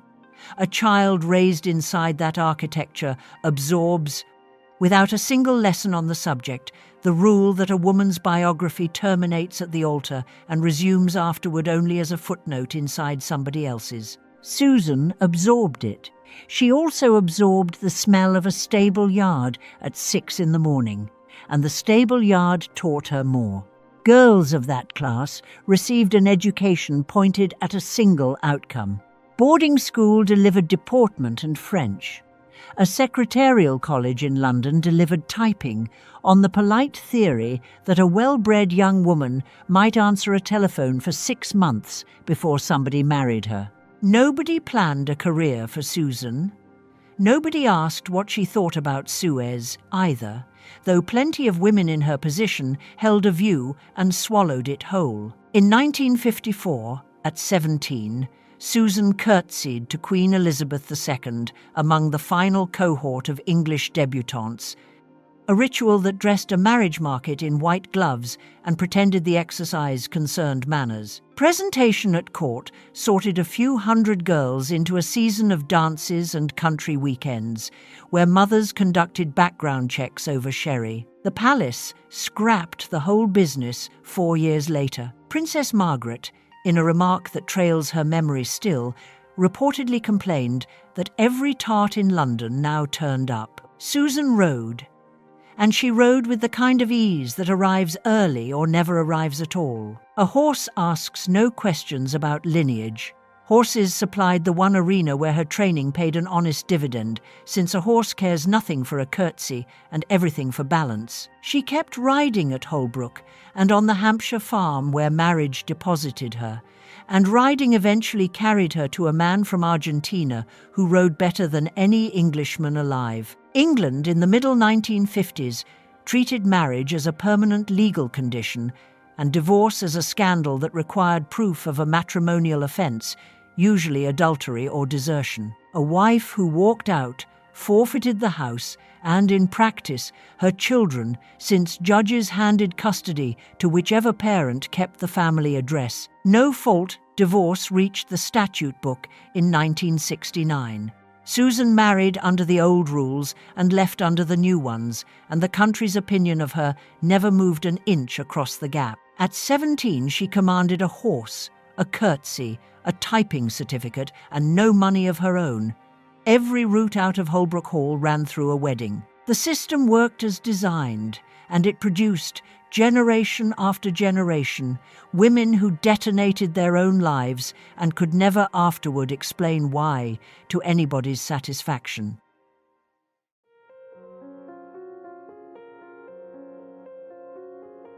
On 17 January 1956, 18-year-old Susan Wright married Lieutenant Ronald Ivor Ferguson at St Margaret's Church in Westminster, the parish church of the House of Commons. A building that crouches in the Abbey's shadow and collects the weddings of families who cannot quite reach the Abbey itself. 600 guests then crossed Mayfair to Claridge's, and the photographs from that January survive. She turned 19 that summer.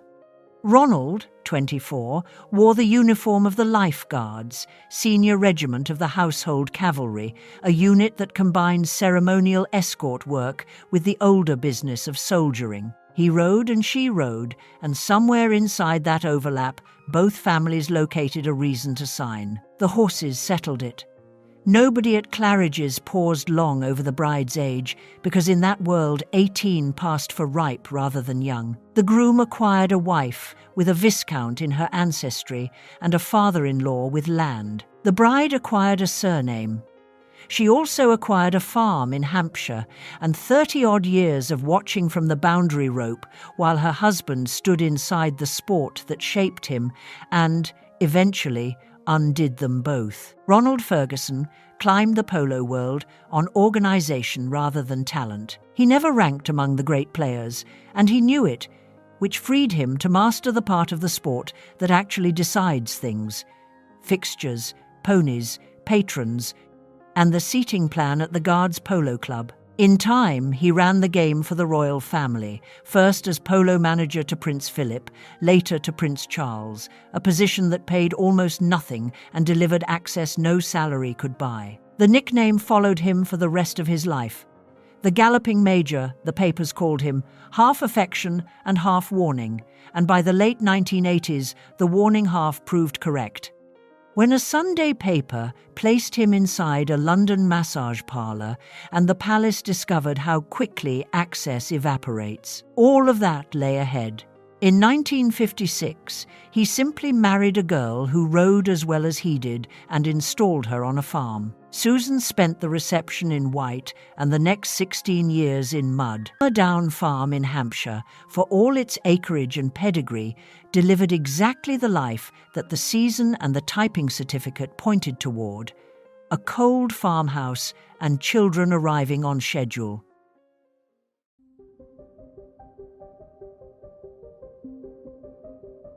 Jane Louisa Ferguson arrived on 26 August 1957, and Sarah Margaret Ferguson followed on 15 October 1959. The family settled into Down Farm in Hampshire, where the Fergusons kept cattle and a social diary that ran on the polo calendar rather than the school one. Susan ran the house.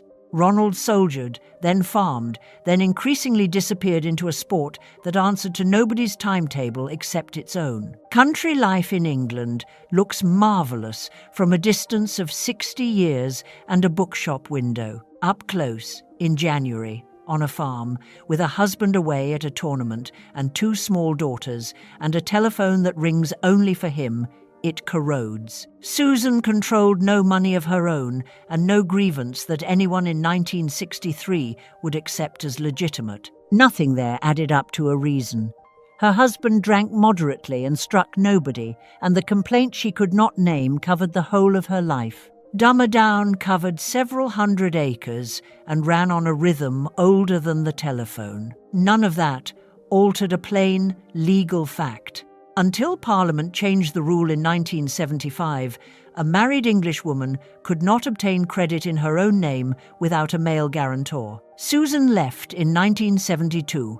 She left 3 years early, into a world that still required a husband's signature for almost everything except a suitcase. Outside Hampshire, the decade rearranged the furniture. Oral contraception reached British women in 1961.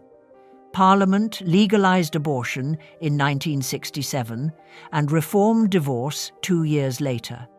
And the Beatles released Sgt. Pepper, while Susan Ferguson, aged 30, mucked out a loose box and waited for a husband who would arrive on Sunday if the semi-final finished early. She read the papers.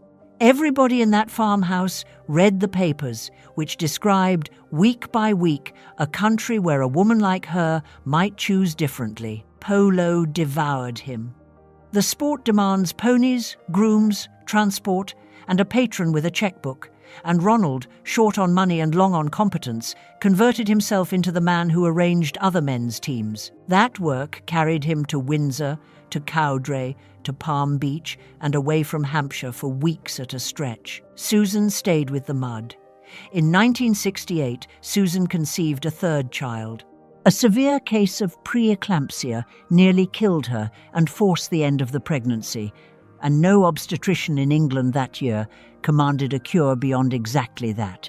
Her husband's family wanted a son, though nobody put that thought into words within her hearing. 4 years later, she left. Biographers reaching backward through the marriage tend to locate the rupture in Ronald's rumoured infidelities during the 1960s, and the rumours may well hold, but the contemporary record points somewhere less flattering to Susan, and the retrospective version enjoys its long career for exactly that reason. She fell in love with somebody else and followed him 11,000 kilometres. Sarah, 12 at the time, later described the farm in the language of a child who kept score. Her mother rode with her and filled rooms with noise. Then her mother left, and the rooms stayed exactly the size they always kept, a fact that children register immediately and that adults then spend decades explaining away. Jane, 15, absorbed the blow with the flat competence of an eldest daughter. Sarah, 8.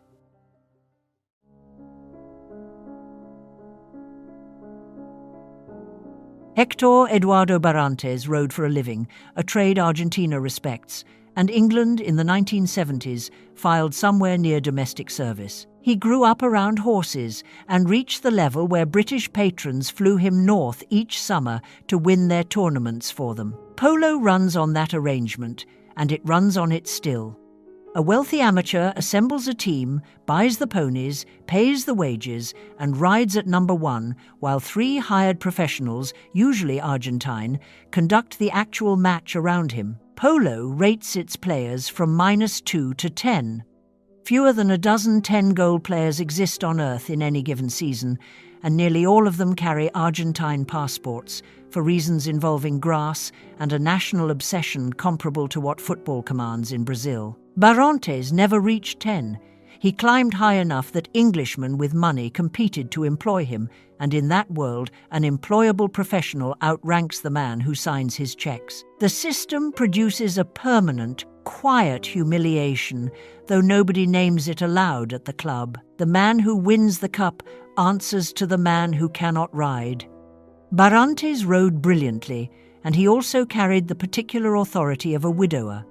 His first wife, Luisita Hurley, died in a car crash while carrying their child, and he crossed into the English season with the calm of somebody who already survived the worst thing available. Photographs of Barrantes from that period show a compact man with a wrestler's shoulders and an expression that concedes nothing. Contemporaries described him as courteous, funny in Spanish, monosyllabic in English, and lethal from 30 yards on a fast pony. He worked. Susan Ferguson passed 16 years, married to a man who arranged the game, then met a man who played it, and the papers later assembled a shelf of psychological theory around a fact that simple. Susan met him in 1972, out on the summer circuit her husband managed. Attraction alone explains nothing.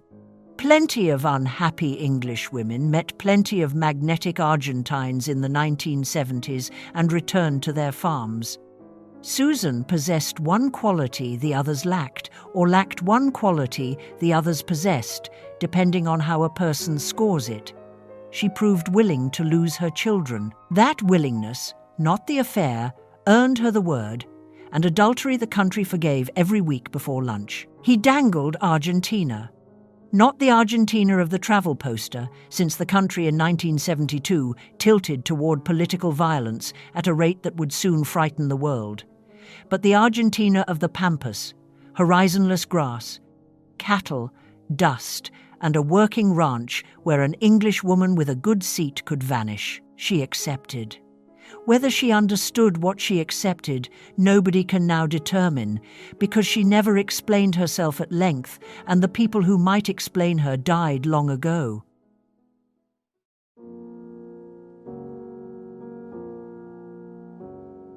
The divorce concluded in May 1974. Custody law in Britain that year pretended to concern itself with the welfare of the child, and in practice it concerned itself with the address, because a judge could see a farmhouse and could not see a mother. Ronald kept Dummerdown, so Ronald kept Jane and Sarah. Susan, who commanded no house and no income of her own, kept a telephone number and a couple of air tickets a year. England kept a word ready for her: Bolter. Nancy Mitford lifted it into literature in 1945, In the Pursuit of Love, where the narrator's mother abandons husbands and children with such serene regularity that the family simply calls her the Bolter and carries on with lunch. The novel treats her as comedy. Actual English society treated the actual women as vermin, and a class that laughs at its own myth in a novel will still enforce that myth without laughing on a Tuesday afternoon. The English word for a man in Ronald's position does not exist. No noun attaches to a father who spends 9 months of the year at tournaments, because the language never required one. Susan received a noun and half a century of use, and the noun outlived every person who first applied it to her, and a woman filed under one word stays filed under one word. Ronald Ferguson conducted his own extramarital life with an enthusiasm the papers eventually documented in detail, and the documentation cost him a royal appointment and precisely nothing else. He remarried within 4 years. He fathered a second family, kept his farm, kept his club memberships, and died in 2003 as a mildly disgraced national character whom obituarists remembered fondly. Susan collected no comparable mercy. Sarah turned 12 that year, and Jane turned 15. The two of them stayed on the farm with their father, their ponies, a stepmother arriving shortly, and a hole where their mother stood. And Sarah later wrote about the departure as the moment her childhood stopped, in language that biographers quote, "So often it now sounds like a formula rather than a wound." Nobody in Hampshire used the word abandonment, and nobody needed to. Decades afterward, she described herself to an interviewer as an emotional eater, tracing the habit to her teens and to a specific refusal. She would not tell her mother she felt angry, so she ate instead. Psychologists call that pattern common. The papers called it a weight problem and ran the photographs for 20 years, while Susan, watching from Argentina, could do nothing except telephone. The retrospective version travels widely. Sarah Ferguson's biographers frequently attribute the collapse of the marriage to Ronald's infidelity in the 1960s, and the daughters, understandably, prefer that account. Contemporary reporting from 1972 through 1974 tells a plainer story. Susan met a polo player and left. Both versions can hold at once. A marriage can rot for a decade before somebody opens the door and walks through it, and the woman who walks through the door still owns the walking. The word bolter carries an image of speed, and a horse that bolts runs sudden and unreachable. What Susan did required lawyers, passports, a shipping company, and a decision she repeated every morning until the morning she finally kept it, which resembles a bolt about as closely as a bank transfer resembles a robbery. English society preferred the horse.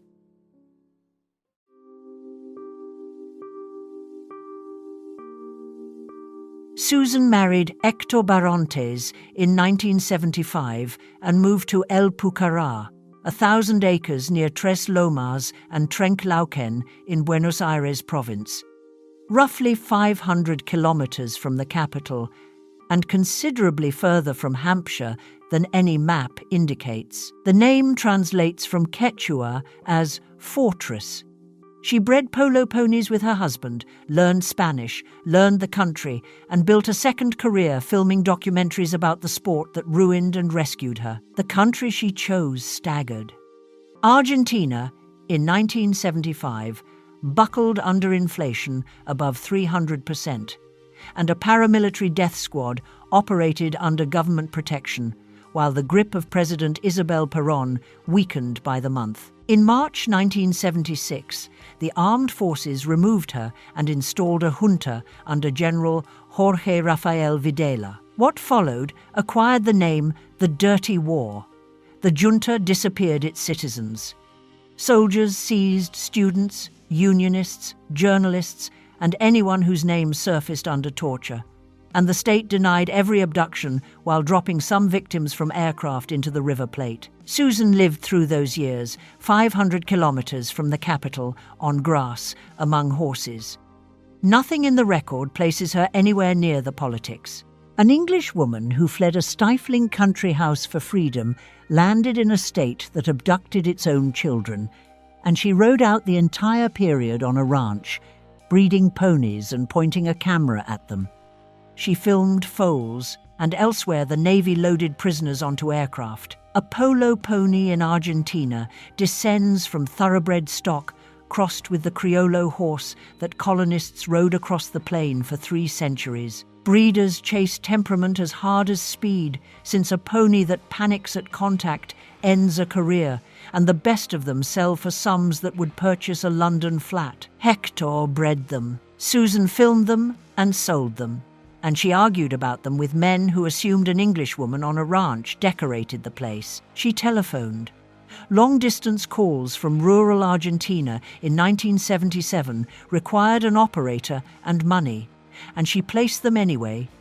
And Jane and Sarah flew out for visits that both daughters later remembered with complicated warmth. A mother across an ocean occupies a strange category.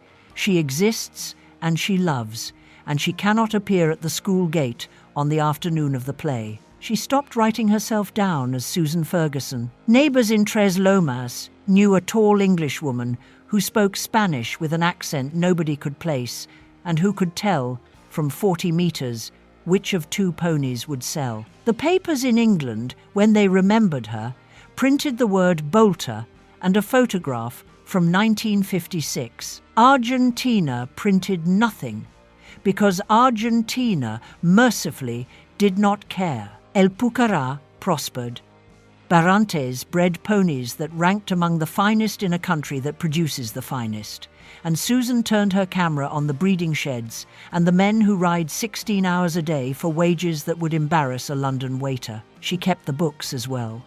20 years after leaving a Hampshire farm where her husband handled everything outside the kitchen, she ran a working ranch on the Pampas and answered to nobody.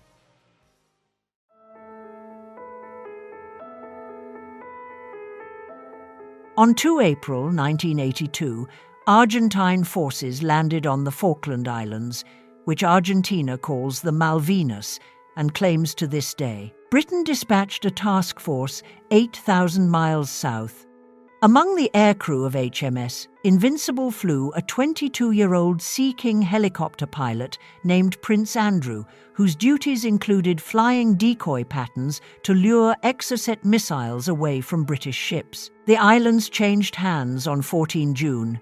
Within 18 months, the junta collapsed, and Argentina, beaten in a war it started to distract its population from an economy it wrecked, stumbled back toward democracy with its generals discredited and its dead unburied. Susan Barrantes spent that war on an Argentine ranch where her surname belonged to Argentina and her passport to Britain. The fighting killed 649 Argentine servicemen and 255 British troops over a place that most people in both countries could not locate on a globe, along with 3 islanders who lived there. It also severed the polo traffic between the two nations for years, an amputation felt inside a small world and nowhere outside it. Nobody asked her sympathies in print. Anglo-Argentine families spent that autumn in a peculiar silence. Letters between the two countries stopped, and a community built over a century of British investment in Argentine railways and meat discovered that it belonged fully to neither side. Susan wrote nothing for publication.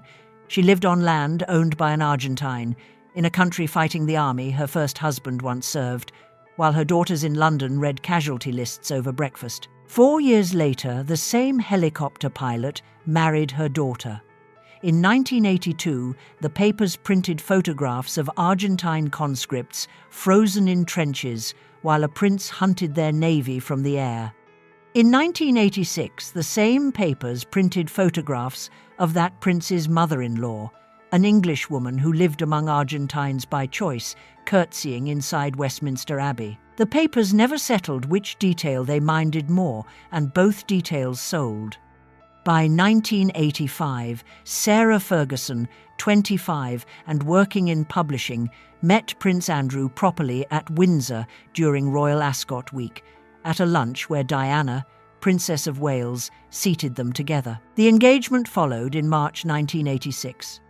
Britain adopted Sarah instantly as the cheerful redhead who ate what she liked and laughed at the wrong moments, and the papers, in the way of papers, began sharpening the knife the moment they finished applauding.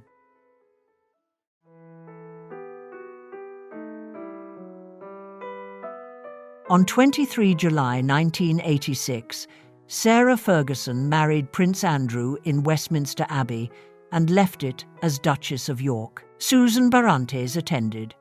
14 years after English society filed her under permanent disgrace, she walked into the National Church and watched a queen accept her daughter into the family, and the photographers photographed her doing it. The Abbey held 2,000 guests, and roughly 500 million people watched by satellite. Sarah wore ivory duchesse satin with bees and thistles worked into a 17-foot train. Andrew collected the Dukedom of York that morning, a title the Crown reserves for second sons and historically for men whose lives afterward take unusual directions. Susan watched from a pew. The mother who lost her daughters to an English court now sat close enough to hear one of them take her vows. Ronald Ferguson sat with his second wife. Susan sat with Hector Barrantes, the man she left him for, in a building where 400 years of English aristocratic scandal lies under the flagstones. Everybody behaved impeccably. The palace, whatever else anyone accuses it of, tolerates irregular private lives with an ease that would astonish the readers of the papers that cover it. The papers proved less generous. Profiles of the new Duchess reached backward into her childhood and reported the abandonment as a character flaw belonging to the mother and an explanation belonging to the daughter. Susan, far out on the plain of Buenos Aires province, followed the coverage at long distance. She never sued. She rarely responded, and when she did respond, she used the flattest language available, because a woman labelled a bolter for 14 years learns that every sentence she utters supplies fresh evidence for the prosecution. Sarah, meanwhile, discovered the terms of her new employment. A duchess in 1986 owed the papers an image, and the papers owed her nothing.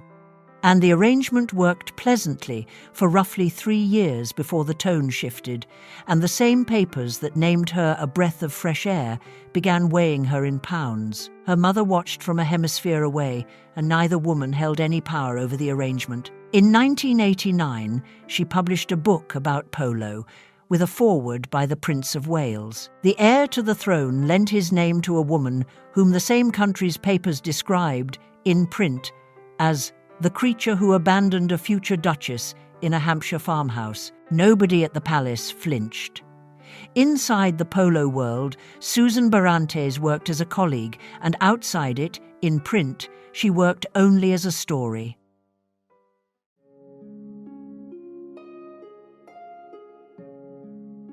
Hector Barrantes died in August 1990 of lymphatic cancer at 51. Susan buried him in a vault on the ranch, beside the polo field where he trained the ponies that carried his name into the record books. Then she opened the accounts. El Pucara, magnificent across 1,000 acres, ran at a loss without the man who trained and sold the horses, and the widow of a professional polo player inherits debts and a ranch that nobody in rural Argentina wants to buy in the middle of a hyperinflation. Kerry Packer solved part of the problem. The Australian media magnate, a man who treated polo as a personal weather system and money as an afterthought, bought most of El Pucara, and Susan pocketed enough to survive and surrendered enough to grieve a second time. She kept a portion of the land, and she moved to a flat in Buenos Aires, in the streets around Recoleta and Palermo, where the architecture imitates Paris and the rents punish anybody who once owned 1,000 acres. Grief in a foreign country runs on a different clock. Susan buried a husband and sold most of his land to an Australian who would never ride it as hard, and she lived 500 kilometres from the field where she left him. Nobody suggested she return to England. The suggestion would insult her, and besides, England still kept her name filed under a single word, and files of that kind never expire. Then she started a company. Television production, plus freelance work for anybody who needed a fixer with 2 languages and 30 years inside the horse business at 53, in a currency that lost value while a person queued at the bank. Susan Barrantes finally earned her own money. Her mother's generation would call that a tragedy, and Susan called it Tuesday.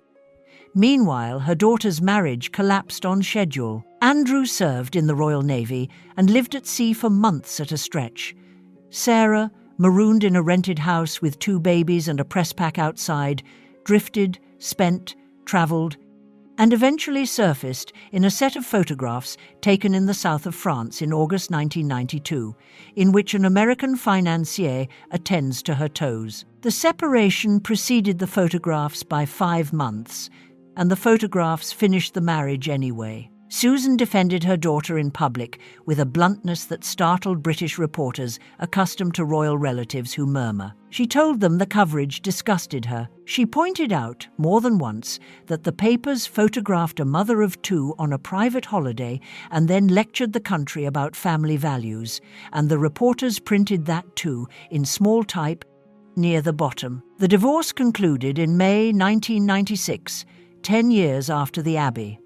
Sarah kept the title and lost the family, and Susan understood the arithmetic better than anybody alive. Alone at 58, in a rented flat 500 kilometers from her husband's grave, she recognized the same calculation she ran herself in 1972, and she paid the bill on that one for 24 years.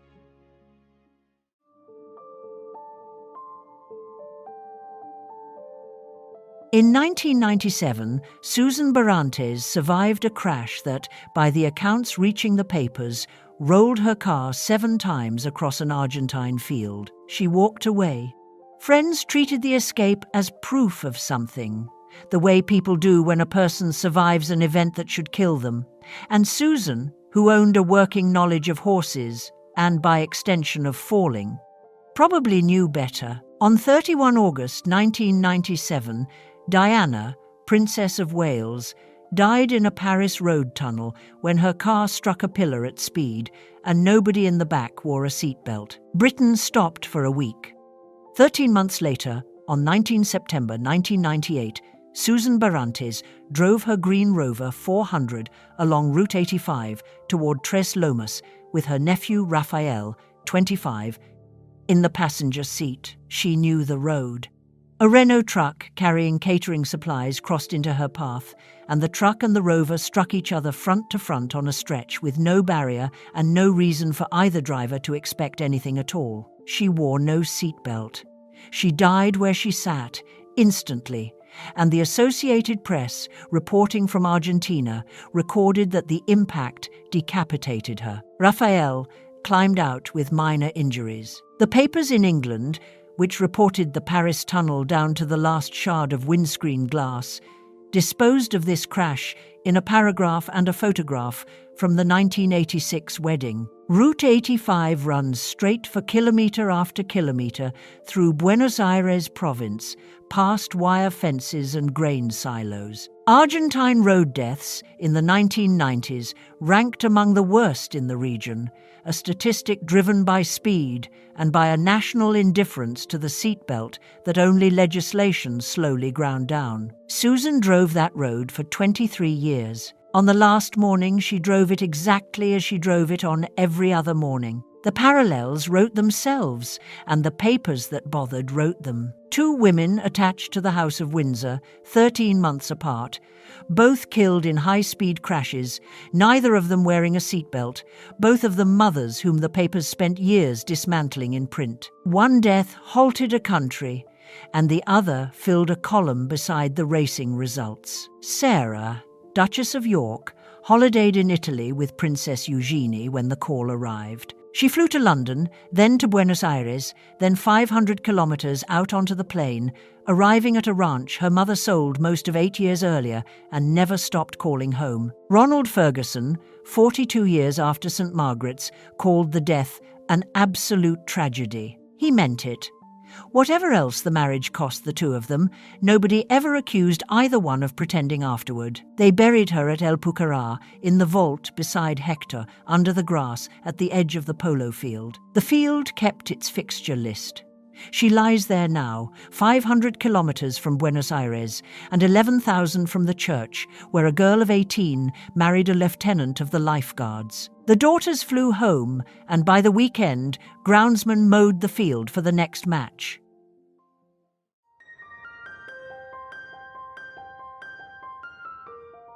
Sarah Ferguson spent the years after 1998 rebuilding her mother in public, sentence by sentence. She wrote about her mother's indomitable spirit and joy for life. She wrote about the departure too, though with a forgiveness that arrived late and unevenly and, by her own admission, imperfectly, because the mind of a 12-year-old does not close its accounts merely because the adult holding the ledger decides to. The two daughters diverged. Jane married an Australian farmer and moved to a station in New South Wales, roughly as far from Hampshire as a person can travel without leaving the planet, which nobody in the family described as a bolt. Sarah stayed within reach of the papers for 40 years and never left, which nobody described as a sentence either. Sarah raised Beatrice and Eugenie with an insistence on presence that reads, "From outside, like a woman arguing with a memory. She attended everything. She embarrassed them in the way that only a mother who cannot risk absence embarrasses her children, and both daughters, as adults, describe a childhood in which their mother never once vanished. Ronald Ferguson died in 2003, prostate cancer, at 71. His obituaries recorded the polo, the royal appointments, the massage parlour, and the nickname, and they filed his first wife as a footnote inside his story rather than the reverse. That ordering held for 50 years.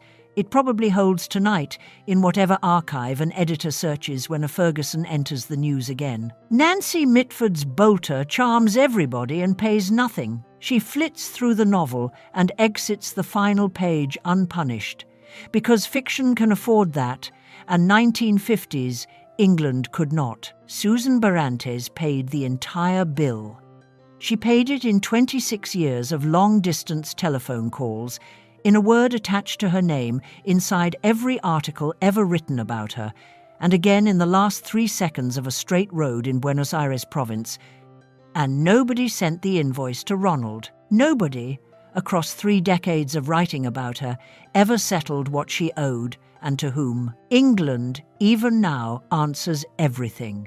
Her horses answer nothing at all, since a horse cares only whether the rider sits straight. Susan Barantes lies under grass, she paid for twice, beside a husband she chose, 500 kilometers from the capital, where she rebuilt herself at 53, and a hemisphere from 2 daughters who spent their lives explaining her. Before every match, groundsmen mow the field above her.